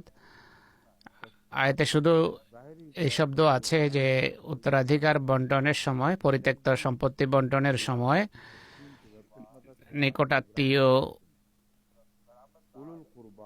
নিকটাত্মীয়রা যদি আসে, ওয়ালিয়াতামা এবং যদি এতিমও আসে আর মিসকিনও যদি আসে, ফারজুকুহুম মিনহু, তাহলে তাদেরকে তা থেকেও অংশ দাও।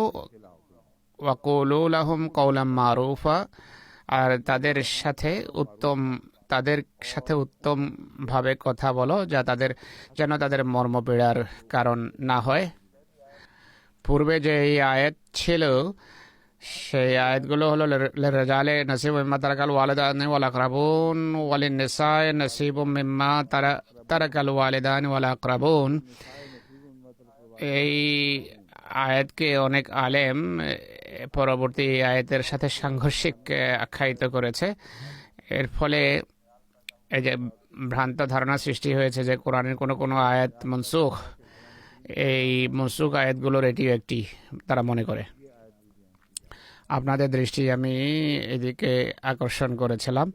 এই আয়াতের প্রেক্ষাপটে এমন একটি বিষয় আছে যা সম্পর্কে ফোকাহা এবং আলেমেরা অনেক বড় বিতর্কের অবতারণা করেছে। তারা যে সংঘর্ষ দেখে দুই আয়াতের ভিতর, সেটি প্রথমে বলছি। তারা বলে, প্রথম আয়াত থেকে মনে হয়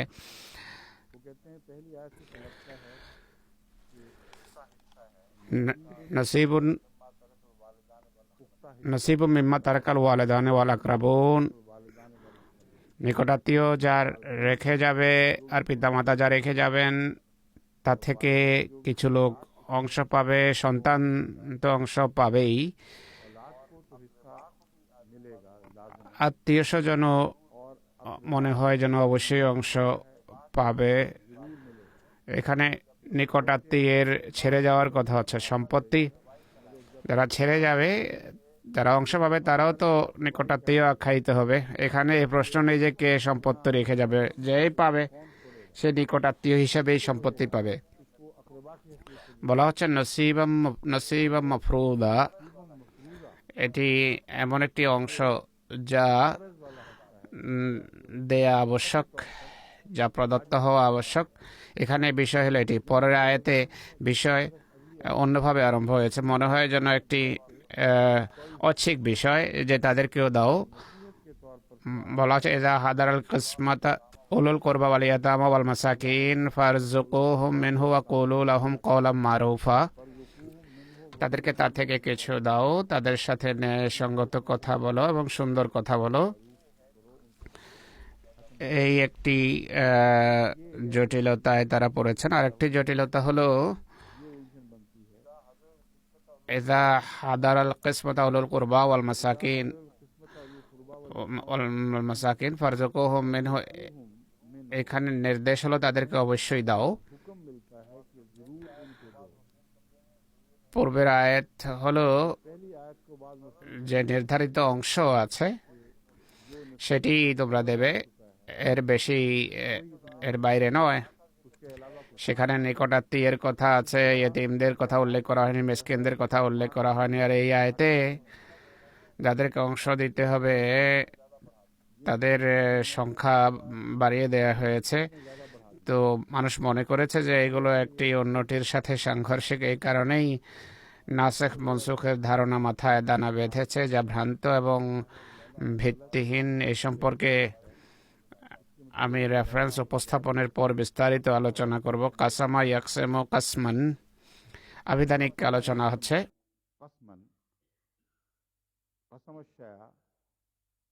কাসামা শায়া জাজা আহু, কোনো জিনিসকে টুকরো টুকরো করে দেয়া। কাসমাল কমল মালা আখাজা কুল্লুন কিসমাহু মিনহু, প্রত্যেকেই সম্পদের নিজ নিজ অংশ নিয়ে নিয়েছে। এর বেশি এই গভীর আলোচনা যাওয়ার দরকার নেই। এটি বিতরণকে বলা হয় কাসম।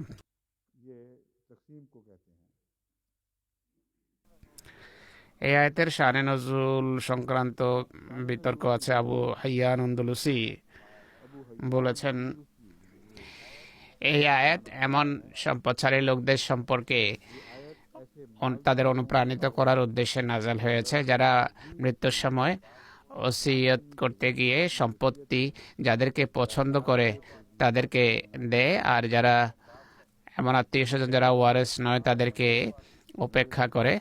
এভাবে যারা ওয়ারেস নয় তারা ওসিয়ত থেকে বঞ্চিত থাকে। ইবনে আব্বাস, ইবনে মুতাইয়েব একরামা এবং দাহাকের মতে এই আয়াতটি হলো মনসুখ বা রহিত। তারা বলে এই বিতরণকে আল্লাহ তাআলা 3 ভাগে বিভক্ত করেছেন। মিরাজ উত্তরাধিকার সংক্রান্ত আয়াত এটিকে রহিত করেছে এবং প্রত্যেক প্রাপ্ত ব্যক্তিকে তার অংশ দিয়েছে। ওসিয়ত যারা ওয়ারেস নয় এমন বঞ্চিত লোকদের সাথে বিশেষভাবে সম্পর্ক যুক্ত করেছে। এই বিষয়টি, এই কথাগুলো সব কাল্পনিক, এগুলোর কোনো বাস্তবতা নেই। কেননা হযরত ইবনে আব্বাসের প্রেক্ষাপটে আরেকটা হাদিস আছে বুখারীতে, যা এই অপবাদকে, এই ভ্রান্ত ধারণাকে খণ্ডন করে। বুখারী কিতাবুত তাফসিরে আছে। প্রথমে ইকরামার কথাও বলেছিল হয়েছিল, কিন্তু ইকরামা এই হাদিসে বলছেন যে ইবনে আব্বাস বলেছেন আয়াত ওয়া ইযা হাদারাল কিসমাতা উলুল কুরবা ওয়াল ইয়াতামা ওয়াল মাসাকিন, এটি একটি মুহকাম আয়াত। এটি মনসুখ তো হয়নি, বরং এটি মুতাশাবিহাতের অন্তর্ভুক্ত নয়, এটি মুহকাম আয়াত, এটি মনসুখ নয়। ইকরামার সাথে এই হাদিস সাইদ বিন জুবাইরও বর্ণনা করেছেন। ইকরামা হযরত আব্বাসের মুক্তকৃত দাস ছিলেন, তার শিষ্যও ছিলেন। তিনি অনেক হাদিস রওয়ায়াত করেছেন।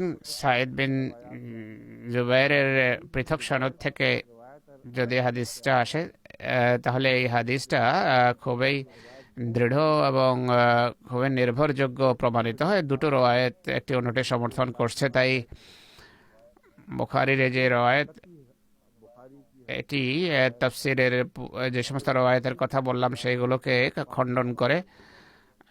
কাসামার অর্থ হলো টুকরো টুকরো করা, জাযাহু।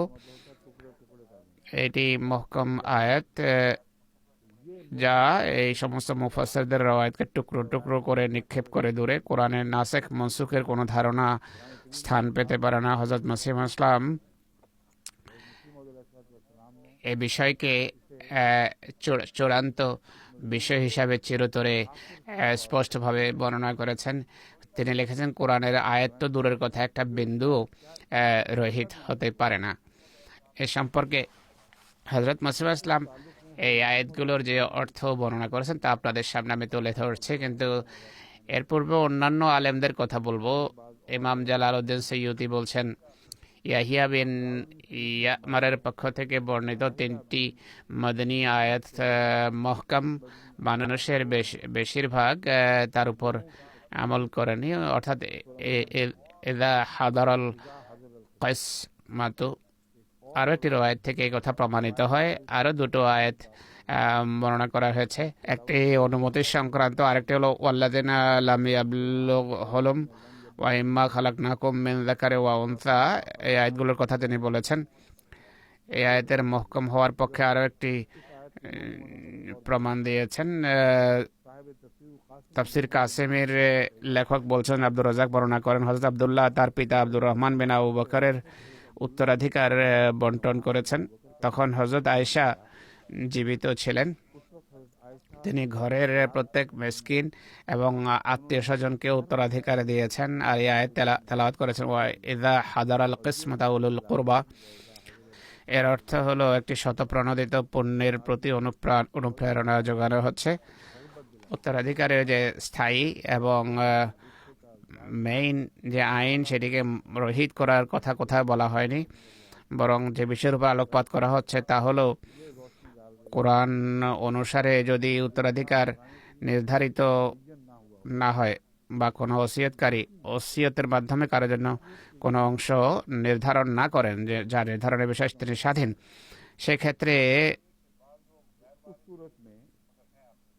কেউ নিকটাত্মীয় হওয়া সত্ত্বেও যারা ওয়ারিশ নয়, এতিম, এই কারণে তাদের কথা উল্লেখ নেই। বলা হচ্ছে এমন লোকদেরকে বঞ্চিত করো না। তারা যখন সমবেদনা জানাতে আসে, উত্তরাধিকার বন্টিত হতে দেখে, তাদের অভাব অনটন সামনে রাখো, তাদেরকেও কিছু দাও। এটি একটি এমন নির্দেশ যা ঐচ্ছিক, যা পূর্বের ওয়াজিব বা আবশ্যকীয় নির্দেশকে রহিত করে না, বরং এর একটা দিকের উপর আলোকপাত করছে। তা হলো নিকটাত্মীয় সংক্রান্ত তাদের কিছু দেওয়া সংক্রান্ত যে নির্দেশ আছে সেটি গৌণ। মুখ্য বিষয় হলো সন্তানদের দেয়া।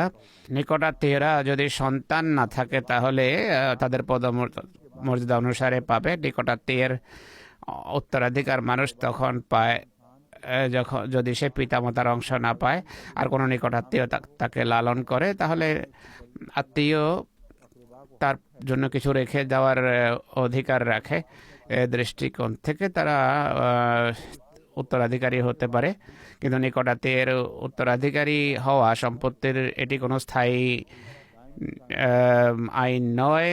তারা ঐচ্ছিকভাবে উত্তরাধিকারী হতে পারে। দুই ধরনের আইন আছে। একটি হলো যদি শুধু নিকটাত্মীয় থেকে যায়, কারো তত্ত্বাবধানকারী যদি পিতা মাতা না থাকে, নিকটাত্মীয় তাদেরকে লালন পালন করে, তাহলে এমন ক্ষেত্রে নিকটাত্মীয় কাছে আল্লাহ প্রত্যাশা রাখেন যে এইসব গরিবদেরও অংশ দিও যারা তোমাদের ঘরে লালিত পালিত হয়। 1/3 যে অনুমতি আছে ওসিয়ত করার তা থেকে দিতে পারবে, কিন্তু নির্দিষ্ট অংশ তখন পাবে যদি উত্তরাধিকার সংক্রান্ত আয়াত নিকটাত্মীয়ের নির্দিষ্ট অংশ তাদের হাতে ন্যস্ত করে। এই আয়াত গভীর মনোযোগের দাবি রাখে। উত্তরাধিকারের কথা হচ্ছে, এটি নিয়ে অনেক ঝগড়া হয়। এই আয়াতের ভুল ব্যাখ্যার করে মানুষ উত্তরাধিকারের বিষয়ে অবৈধ কাজ যেন আরম্ভ না করে, এই জন্য বিষয়টি আমি স্পষ্ট করছি। এক ধরনের নিকটাত্মীয় বা আত্মীয় তারা যাদের সম্পর্কে কোরআন স্পষ্টভাবে কোনো অংশ তাদের জন্য নির্ধারণ করেনি। সেই সব আত্মীয় যদি আত্মীয়কে কিছু দেয়, এটি তাদের নেকি বা পুণ্য, এটি ঐচ্ছিক। কিছু আত্মীয় এমন আছে যাদের অংশের কথা, প্রাপ্য অংশের কথা উত্তরাধিকার সংক্রান্ত আয়াত উল্লেখ করবে, আর সেটি সেইভাবেই করে যা আমি পূর্বে উল্লেখ করেছি।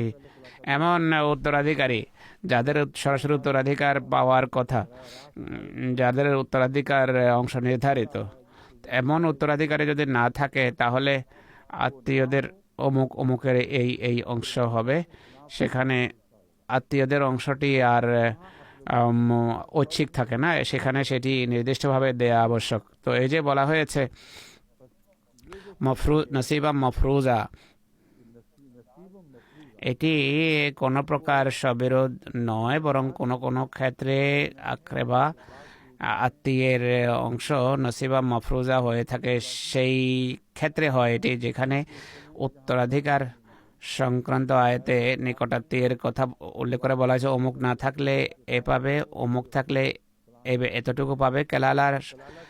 কেলালা সংক্রান্ত আয়াত এর একটি উদাহরণ। সে কথা যখন সামনে আসবে স্পষ্ট হয়ে যাবে। কালালা অর্থাৎ যার পিতা মাতা সন্তান সন্ততি নেই, তাদের সম্পত্তির যে অংশ আল্লাহ তাআলা আত্মীয়কে দেওয়ার কথা বলেছেন, সেখানে সেটি আবশ্যকীয়ভাবে প্রদেয়, সেটি ঐচ্ছিক নয়। ঐচ্ছিক শিক্ষা সেই ক্ষেত্রে প্রযোজ্য হবে যেখানে নিকটাত্মীয়ের জন্য আবশ্যকীয়ভাবে কিছু নির্ধারণ করা হয়নি। আর নসিবা মফরুজার অংশ আল্লাহ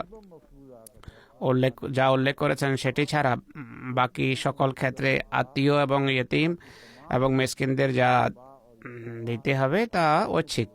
তার শুধু নসিহত করা হয়েছে, গুরুত্বপূর্ণ নসিহত করা হয়েছে, এমন নসিহত সেটি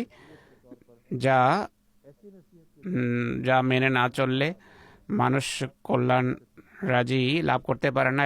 আর এটি না মানলে অনেক আশঙ্কা দেখা দিতে পারে, যা না মানলে আত্মীয়রা আল্লাহর শাস্তিও পেতে পারে। এটি এই দুই আয়াতের সম্পর্ক সংক্রান্ত বিষয়। আশা করি আপনারা বুঝতে পেরেছেন। উত্তরাধিকার সংক্রান্ত বিষয় অনেক জটিল হয়ে থাকে, কিন্তু আলেমেরাও এটি নিয়ে খুব বিতর্কে লিপ্ত।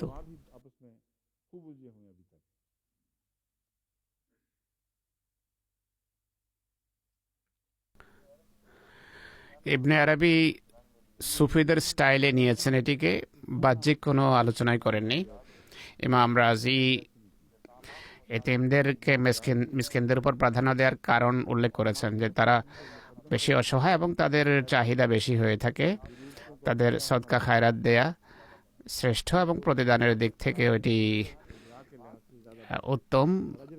শব্দের ধারাবাহিকতা বা পূর্বাপর কারণ কি সেটি তিনি ব্যাখ্যা করেছেন। এতিমদেরকে প্রাধান্য দেয়া হয়েছে তাদের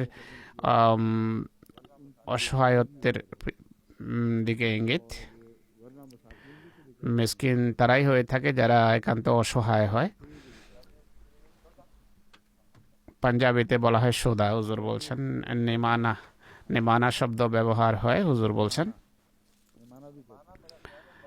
নিমানা শব্দ বেশি সম্মানজনক শব্দ। সোদা শব্দের ভিতর নেগেটিভ অর্থও আছে, লোভী। যে লোভী হয় তাকেও সোদা বলা হয়। আর একজন কিছু বললেন, কিন্তু হুজুর বলছেন না, এখানে সেই অর্থে নয়।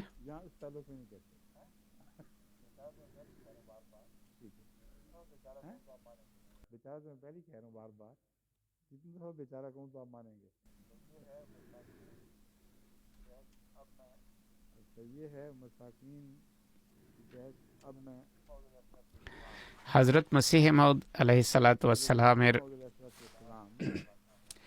উদ্ধৃতির দিকে আসব। এই বিষয়ে সম্পর্কে সেটি চূড়ান্ত কথা। পুরুষদের জন্য সেই সম্পত্তিতে একটা অংশ রয়েছে যা পিতামাতা এবং নিকটাত্মীয় রেখে যায়। একইভাবে নারীদের জন্যও সেই সম্পত্তিতে একটা অংশ থাকবে যা পিতামাতা এবং আত্মীয়রা রেখে যায়। এতে কারো অংশ বেশি হোক বা কম, সবার জন্য একটা অংশ নির্ধারণ করা হয়েছে। নির্ধারণ করা হয়েছে যে শব্দ নির্ধারণ যতক্ষণ প্রমাণিত হয় সেটি ফরজ নয়, সেটি মফরুজা নয়। এই কথাই আমি বলছি। একটা দিক হলো কাউকে অনুপ্রাণিত করা, যে নিকটাত্মীয় হিসাবে কাউকে দেওয়া উচিত। একটা অংশ হলো নির্ধারিত অংশ, সেটিকে বলা হয় মফরুজা, অর্থাৎ ফরজ করা হয়েছে। এটি আমরা পরিবর্তন করতে পারি না। রেখে যাওয়া সম্পত্তি বন্টনের সময় যদি এমন নিকটাত্মীয়রা এসে যায় যাদের কোনো অংশ নির্ধারিত নেই,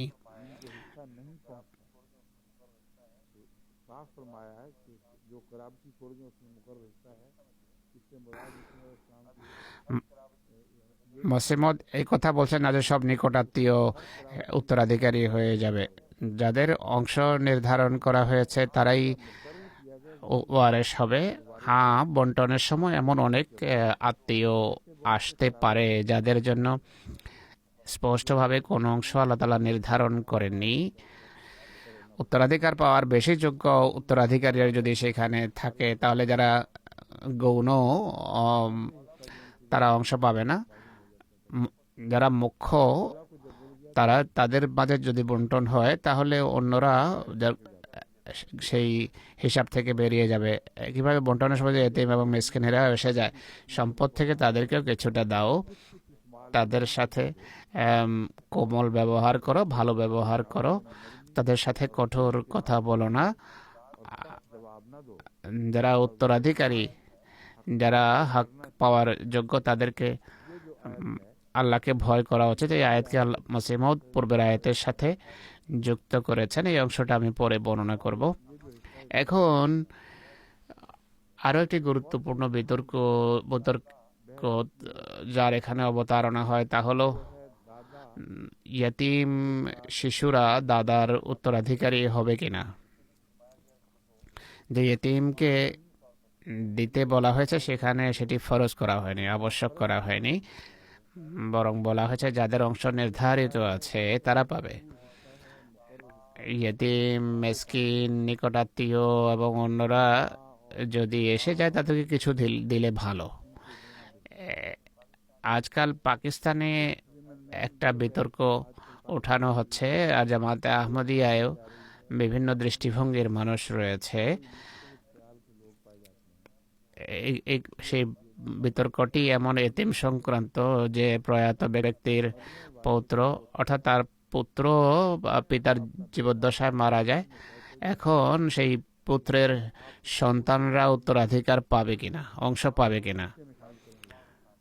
আবেগ জনিত আবেগতাড়িত প্রশ্ন উঠিয়ে বলা হয় যে আমার পুত্রের পুত্র, সে কিভাবে, এটি কিভাবে হতে পারে অন্য পুত্ররা পাবে আর এর সন্তানরা পাবে না। তাই তাই কোরআনে বর্ণিত হওয়া উচিত। কোরআনে যদি সেটি উল্লেখ না থাকে, কোরআন যেন ভুল করেছে, আমাদেরকে এই অর্থটা অন্তর্নিহিত বলে বুঝে নিতে হবে। হুজুর বলছেন অন্তর্নিহিত বলে বুঝে নেওয়ার সুযোগ নেই, কেননা এতিমদের কথা রয়েছে, নিকটাত্মীয়ের কথা এসেছে, কোথায় এ কথা বলা হয়নি যে পৌত্র দাদার উত্তরাধিকারী হবে। এর এমন একটি কারণ রয়েছে যা কোনোভাবে উপেক্ষা করা যায় না। কোরআন কারীম প্রত্যেক ব্যক্তিকে তার জীবদ্দশায় সম্পত্তির মালিক আখ্যায়িত করে। বাইবেলও এই নীতি স্বীকার করে।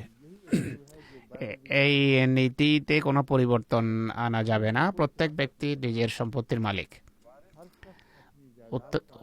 উত্তরাধিকারীরা তখন মালিক হয় যখন মালিক থাকে না, আর মালকিয়তের বিষয়টি আল্লাহর হাতে ফিরে যায়, আর এছাড়া সে মালিক হতে পারে না।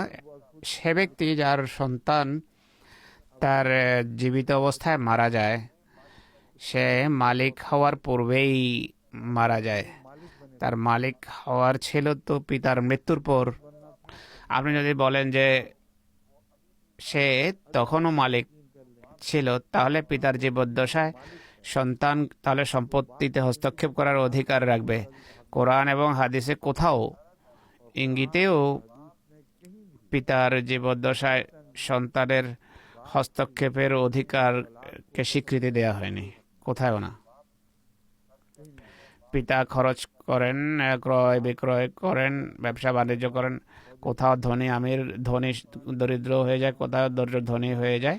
কোথাও কোরআন কারীমে কথা বলা হয়নি যে সন্তান বলবে আমাদের পিতা নির্বোধ, তাই সম্পত্তি আমাদের হাতে আসা হচ্ছে। সমাজকে অধিকার দেওয়া হয়েছে, তারা নির্বোধদের সম্পত্তি নিজেদের হাতে নিতে পারে, কিন্তু মালিক হিসাবে নয়, নিগরান হিসাবে নিতে পারে। তো সন্তানের যতটুকু সম্পর্ক আছে, এই অধিকার যদি থাকতো, তাহলে কোরআন বলতো যে নির্বোধদের যদি সন্তান সন্ততি থাকে, তারা যদি নির্বোধ না হয়, তারা যেহেতু মালিক, তাই তারা চা নিতে পারে এবং বৃদ্ধ পিতাকে একদিকে ঠেলে দিতে পারে, কোথায় অনুমতি নেই। তাই নীতি হলো প্রত্যেক ব্যক্তি তার সম্পত্তির যা আল্লাহ দিয়েছেন নিজেই মালিক। যতদিন জীবিত থাকবে তার উপর পূর্ণ নিয়ন্ত্রণ তার থাকবে, শুধু সেই জিনিসগুলো ব্যতীত যে ক্ষেত্রে আল্লাহ তাআলা তার নিয়ন্ত্রণকে সীমিত করে দিয়েছেন। এছাড়া যেই বৈধ খরচ আল্লাহ নির্ধারণ করেছেন, যেই যে স্থানে খরচ করার শিক্ষা দিয়েছেন, সেখানে কোনো ব্যক্তি তাকে বাধ্য করতে পারবে না। এই দৃষ্টিকোণ থেকে পিতা যখন বা কোনো ব্যক্তি যখন মারা যায়, যার জীবদ্দশায় তার পুত্র ইহধাম ত্যাগ করে উত্তরাধিকারী না হয়ে, তাহলে তার সন্তানদেরকে কোন নীতির ভিত্তিতে উত্তরাধিকারী বানানো যেতে পারে, এটি হলো বিতর্ক। আবেগ তাড়িত কিছু যুক্তি তাদের অনুকূলে যায়, আর সেই যুক্তির খণ্ডন এইভাবে করা যায় যে সে ব্যক্তির সন্তান সন্ততিকে তুমি কি সেই পিতার চেয়ে বেশি ভালোবাসো যার পুত্র তার চোখের সামনে ইন্তেকাল করেছে, আর তাদের এতিম সন্তানদের তিনি দেখেছেন, তাদের জন্য কি তার হৃদয়ে কোনো ব্যথা নেই, বেদনা নেই? তার সম্পত্তির উপর তার পূর্ণ নিয়ন্ত্রণ ছিল, কেন তাদেরকে দিয়ে যাননি সেই পিতা? এটি থেকে বোঝা যায় যে তিনি সেই পিতা দেননি, ওসিয়ত করেননি। যদি ওসিয়ত যদি দিতেন, মালিক হিসাবে দিতে পারতেন, সাময়িকভাবে দিতে পারেননি এই জন্য যে সে মনে করে এইভাবে তার নিজের নিয়ন্ত্রণের উপর প্রভাব পড়বে, সেক্ষেত্রে ওসিয়ত তো করতে পারতো। তো ওসিয়ত না করা কাউকে এই অধিকার দেয় না যে শিশুদের বা সন্তানদের ভালোবাসার নামে তাদেরকে জোর করে কিছু দেবে। দ্বিতীয়ত তার ভাইয়েরাও আছে, যার ভাই মারা গেছে তার ভাইয়েরাও তো আছে। পুরো বংশ কি এতই পশুর মতো চিন্তাধারা রাখে যে পিতার মৃত্যুর পূর্বে পুত্রকে মৃত্যুবরণ করতে দেখে, অথচ তার সন্তানদের ব্যাপারে আদৌ চিন্তা করে না। আর এরপর তার সন্তানেরাও তেমনই, যেমন পিতা তেমনই অন্য পুত্ররা হবে। তারা ভাইয়ের উপর বা ভাইয়ের সন্তানদের প্রতি কোনো দয়া প্রদর্শন করবে না। যদি এটি না করে তাহলে এই আয়াত তাদের জিজ্ঞাসাবাদের জন্য যথেষ্ট। অর্থাৎ নিকটাত্মীয় ইয়েতিম এবং মিসকিনরা যদি আসে তাহলে তোমাদের জন্য আবশ্যক হলো তাদেরকে কিছু দেয়া। আর এক্ষেত্রে প্রাধান্য পাবে ইয়েতিমরা, তাই এই কারণে ইয়েতিমদের কথা প্রথমে বলা হয়েছে। এই জন্য বলা হয়নি যে তারা অসহায়। এতিম ছাড়া আরও অনেক অসহায় আছে, অনেক ধনী মিসকিন ইয়েতিমও আছে, কিন্তু আসল মিসকিন সে যার কাছে কিছু নেই। এখানে অধিকারের দৃষ্টিকোণ থেকে এতিমদের প্রথমে রাখা হয়েছে। এমন এতিম থাকতে পারে যারা তোমাদের বংশের বা পরিবারের অংশ, নিকটাত্মীয় আখ্যায়িত হয়। তারা এতিম আর নিকটাত্মীয়, তাদের অধিকারকে কখনো ভুলবে না। আর তাদের সাথে সদ্ব্যবহার করো, যথাসম্ভব তাদের সেবা করা। তাদের জন্য হক শব্দ ব্যবহার হয়নি, কিন্তু প্রজ্ঞার ভিত্তিতে নসিহত করা হয়েছে, একটি সামাজিক ব্যাধির চিকিৎসা করা হয়েছে। এই বিষয়কেই পরের আয়াত সমর্থন করে। তাহলে ওয়ালিয়াকশাল্লাযিনা লাউ তারাকু মিন খালফিহিম যুররিয়াতান দিআফান খাফু আলাইহিম ফালিয়াত্তাকুল্লাহ ওয়ালিয়াকুলু কওলান সাদীদা। যাদেরকে নসিহত করা হচ্ছে তাদের ভয় করা উচিত। এটিও হতে পারে যে তারা এমন অবস্থায় মারা যাবে যখন তাদের এতিম বাচ্চারা অসহায় থেকে যাবে, আর তাদের ছোট রেখে মৃত্যুবরণ করার কারণে তাদের কোনো নিগরান এবং ওয়ালি নেই, উত্তরাধিকারী, তার দেখাশোনার কেউ নেই।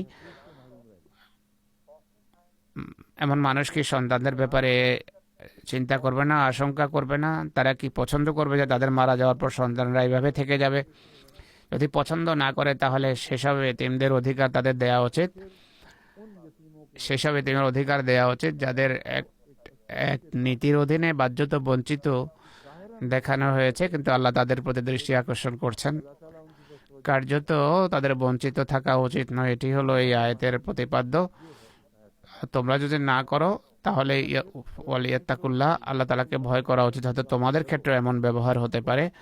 বংশ পরম্পরায় কিছু আইন, আল্লাহর চলমান নীতি বা আইন কিছু মানুষকে শাস্তি দিতে থাকে, তাদের বংশ শাস্তি পায়, কিন্তু এটি থেকে তারা বুঝে না, তারা শিখে না। এই বিষয়টি দাদা এবং তার পৌত্রের প্রেক্ষাপটে এখানে আলোচিত হওয়া আবশ্যক ছিল। মসিহ ইসলামও এই বিষয়ের উপর স্পষ্ট আলোকপাত করেছেন। এই প্রশ্নের উত্তরে যে সন্তানদের উপস্থিতিতে পৌত্র কেন উত্তরাধিকার পায় না, সাহাবীরা সে যুগে বুঝতেন যে মসিহ মউদের অবস্থান এটি ছিল। এটি জিজ্ঞেস করা হয়নি যে আছে কি নেই, প্রশ্ন হলো কেন বঞ্চিত করা হয়। তিনি বলেন দাদার অধিকার রয়েছে ওসিয়ত করার সময় পৌত্রদের কিছু দেয়ার, বরং যা ইচ্ছা দিতে পারেন,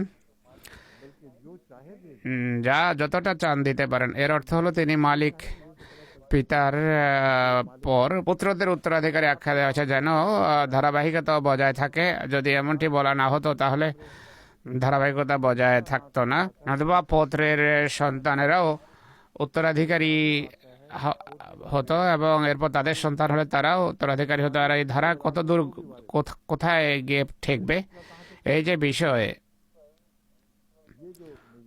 হযরত মসিহ মউদ ইঙ্গিত করে এর ক্ষতিকর দিকগুলো স্পষ্ট করেছেন, যে এর ফলে এটি করলে কি আশঙ্কা দেখা দেয়, কি ক্ষতিকর দিক সামনে আসতে পারে। দাদার দোষ কি, অর্থাৎ দাদার কোনো দোষ নেই, এটি খোদার আইন। এই আইন মানলে কোনো অসুবিধা নেই, অথবা এর ব্যতিক্রম করলে তো আমরা সবাই আদমের সন্তান। যত বাদশাহ রয়েছে তারা সকলেই আদমের সন্তান। তো আমাদেরও তাহলে সব বাদশার সম্পত্তির উত্তরাধিকার পাওয়ার জন্য আবেদন করা উচিত। যে বিষয়টিকে তিনি এগিয়ে নিয়ে যাচ্ছিলেন সেটি বুঝিয়ে দেওয়ার পর পিছনের দিকে গিয়েছেন মসিহ মউদ। খুবই বিস্ময়কর বাগ্মিতা দেখা যায় তার রচনায়। হুজুর বলছেন কোথায় থামবে, কোনো জায়গায় থামবে না এটি। আমরা যারা বলে যে পুত্রদের পাওয়া উচিত, তাদের বিষয় সেখানে থেমে থাকবে না। যেভাবে উপর থেকে নিচে নামার সময় থামা যায় না, সেখানে পরিস্থিতি এখানে পরিস্থিতি এমনই হবে। যদি বলা হয় যে পুত্র পাবে, পুত্রের পুত্ররাও পাবে, তো এটি বলার পর এখন বলছে দাদা আদমের দিকে যাও সামনে।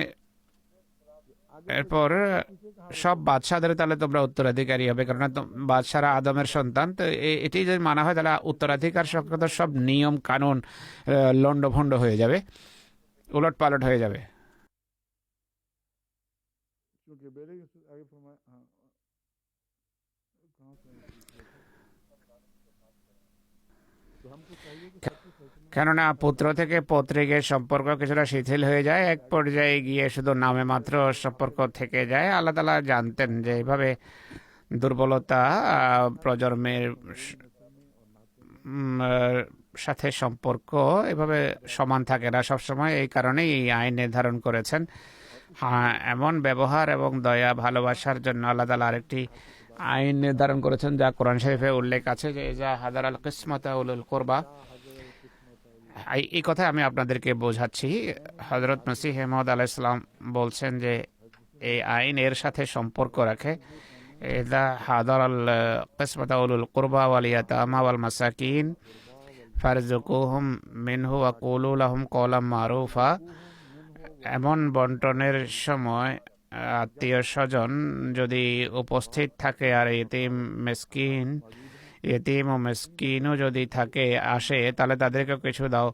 সেই পৌত্র যার পিতা মারা গেছে, সেই ইতিম হওয়ার কারণে এই দয়ার এই মায়ার বেশি অধিকার রাখে। ইতিম বলতে আরও কিছু লোককে বোঝায় যাদের অংশ নির্ধারণ করা হয়নি। আল্লাহ তাআলা কারো অংশ নষ্ট করেনি, কিন্তু সম্পর্ক যতই দূরে যেতে থাকে অধিকারও কমতে থাকে মানুষের। ঠিক আছে, বাকি আগামীকাল সময় শেষ হয়ে গেছে। এই সম্পর্কে গোলাম রসুল রাজেকি সাহেবেরও একটা প্রবন্ধ আছে, বড় আকর্ষণীয়। কালে ইনশাল্লাহ সেই নিয়ে আলোচনা হবে। कल फिर